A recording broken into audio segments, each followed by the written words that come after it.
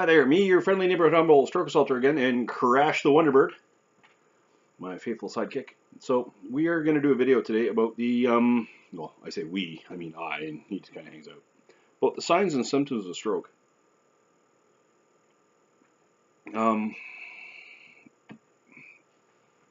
So recently in the media, and I'm just uploading a video now about Mr. Luke Perry. He passed from a stroke. I just found out 2 members of the in-face stroke support group that I belong to have also recently had strokes, second strokes, maybe third in one case. So I thought it might be a good thing to maybe do a video on signs and symptoms of a stroke. So let's just talk about some of the signs and symptoms of a stroke. So my outro, every time when I end a video, almost every time, I go through, initially it was the 4 most common, now it's the 6. Right? So it used to be fast, and now it's be fast. So let's just talk about those, and we can talk about other signs and symptoms of a stroke. So the first one is B, balance issues. Is someone immediately just spazzy, right? They can't walk right. You then have, they appear befuddled or confused, right? So they off balance, right? They suddenly can't walk right. Are they appearing a bit befuddled, appearing a bit confused? And this comes out of nowhere. This isn't, something that gradually works up. This generally just happens. In my case, I started to lose my balance. So that kind of happened. Next one, E, would be eye problems. Do you not see in one eye? Can you no longer see color? Do you can't move your eyes left, right, up, down to a certain positions? Can you only see it at a small circle of the world, right? So do you suddenly have problems with your vision? The next one is probably one of the more classic symptoms, that being F, facial droop. So is one side of your face drooping? I had right side facial droop. I had a left brain stroke. I had right side facial droop with a little bit of drooling. So, that happens. The next one is arms. A, arms. Are you able to raise both arms equally effectively or at all, right? You then have S for speech. Do you have speech problems? Now, that could be many things. Could that be an inability to speak? Could that be slurred speech? Could that be stuttering? Could that be inappropriate word usage for situation or context? Could that be many things in relationship to speech? So you then have T for time. If you see all of those symptoms, you immediately need to call 911 or 999 and get that person the help they need. However, there's some other signs or symptoms that we might not be as familiar with. So we've discussed vision changes, we've discussed confusion, balance issues, tingling.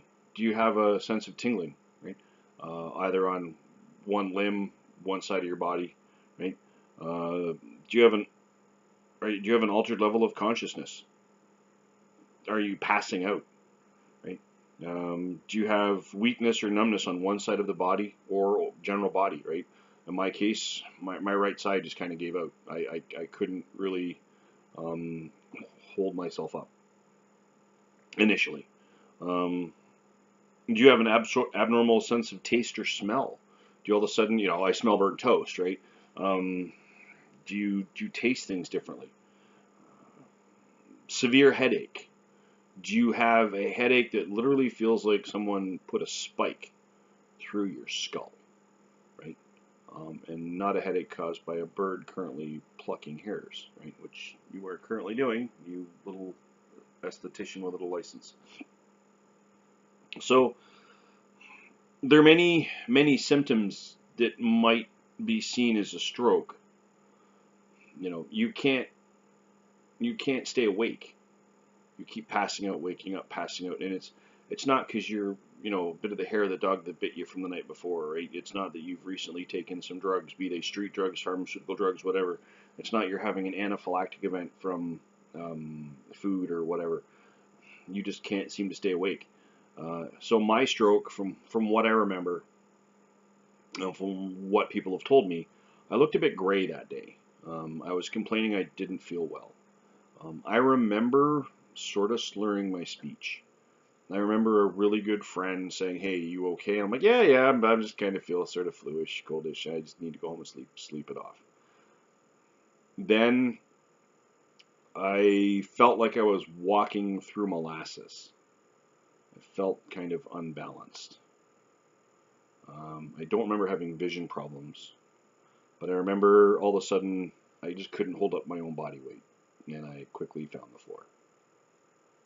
Right? So, and I was having speech problems at the time. I was having very difficult time even recalling words. I remember it took a great deal of effort, mental effort, to be able to say what I wanted to say, and it didn't come out well. So there are many different signs and symptoms of a stroke. The classic ones are you know, the lack of balance, lack of coordination, the it appears befuddled or confused, uh, the eye problems, the vision issues, facial droop, right? One side of your face is visually drooping, right? Because you're losing muscle control because that one side of the brain is impacted, so the other side of the body is impacted, right? You can't raise both arms equally effectively or at all. You can't grab someone's hand, right? Like if they say squeeze my hand, you're telling the hand squeeze, but it's not able to facilitate that. You can't stand, right? All of a sudden, the muscle control, right, is gone. Right? You can't do it. Um, Headaches. Some people say they experience headaches. Now, from the research I've done and the people I've interacted with online, mainly the headaches come from hemorrhagic strokes. Now, is that a be all end all? Is that every hemorrhagic stroke always has a headache and ischemic strokes never have a headache? No, that is not the case. So I would not say that with any sense of medical certainty because I'm not a doctor. I've only played one on TV, right? So I wouldn't say that every hemorrhagic stroke only has a headache and ischemic strokes never have a headache. So these are some possible symptoms of a stroke. So if you happen to see either in yourself or someone around you, someone that just has a magically large headache that just comes out of nowhere and it literally goes to 11. Like this pain comes out of nowhere and like you've taken an aspirin or you've taken a Tylenol or you've taken whatever and that medication is not impacting you at all. Someone suddenly starts to talk funny. They start to slur their speech. They start to stutter out of nowhere. They can't pick the right words for a situation or context, right? They can't recall words. They don't have coordinated movements. They have lack of balance. They appear confused.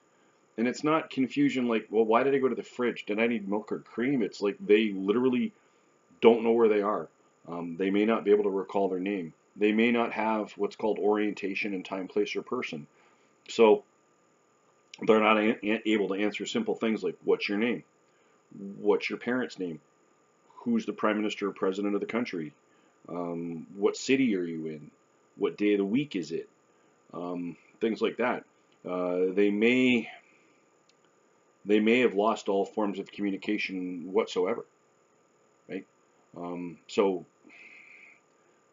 the individual having the stroke may think they're talking out loud, but they're not.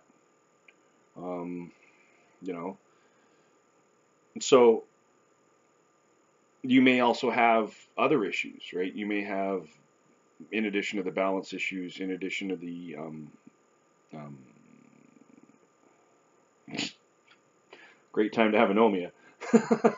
In addition to the balance issues, in addition to the headaches, in addition to the speech and language issues, in addition to the inability to maintain your own body weight, right? These symptoms can happen in any severity. These symptoms can happen independently of each other. These symptoms do not have to be necessarily interrelated. So there's no guarantee that you're going to have any three of these symptoms. There's no guarantee you're going to have all of these symptoms. I did not have a headache. I had no headache. I didn't pass out that I know of. There was no altered levels of consciousness. I had orientation that I can remember in time, place, and person. I was fully aware of what was going on. I was completely aware of what was going on, right? So you may have various issues ongoing, and there's no guarantee that you're going to have all of them, right? You may only have two of them. I had pretty much the classic um, symptoms, and I was lucky. I got the right help at the right time. So all I can say is once we have the ability to learn and recognize and act upon the signs and symptoms of a stroke, I would then implore you to go to a responsible and properly accredited first aid agency and get some first aid training, be that St. John Ambulance, be that Red Cross, be that whoever, Red Crescent, if that's in the country you live in. I would then suggest that getting the appropriate training to help your family so you're not making mistakes. You know, so you're not thinking it looks like a seizure. Some people that have strokes do have seizures. Well, you might need to learn proper seizure first aid so that you're not causing them harm before the ambulance gets there. So ultimately, when it comes to stroke, what I'm going to suggest is everyone should be able to recognize the signs, the symptoms of a stroke. Right? Everyone should have just some general consciousness of what the stroke looks like. Right? Everyone should be able to assist people around them of, even if they don't know them, what a stroke may look like. Because ultimately, strokes with timely intervention, with appropriate pre-hospital first aid and care, with the ambulance getting there within minutes, with you getting to a hospital within a couple of hours, with you getting the appropriate treatment within a couple of hours. A stroke is a very survivable event. Survivable, no, something you can live through. Sorry, I have to do that occasionally. Survivable event. Survivable event. That's what a stroke is, a survivable event. Right? You can have a very positive outcome from a stroke with appropriate, timely interaction.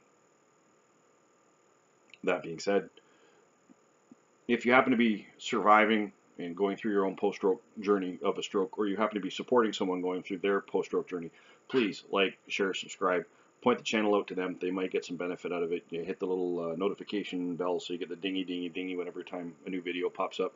And if you happen to see either in yourself or someone around you any of the signs and symptoms that we've discussed during the last 12 minutes, please immediately place that person in a position of comfort and immediately do appropriate layperson pre-hospital first aid care. Call 911, call 999, get the professionals there to get your loved one to the help that they need immediately. Something so simple can save a life.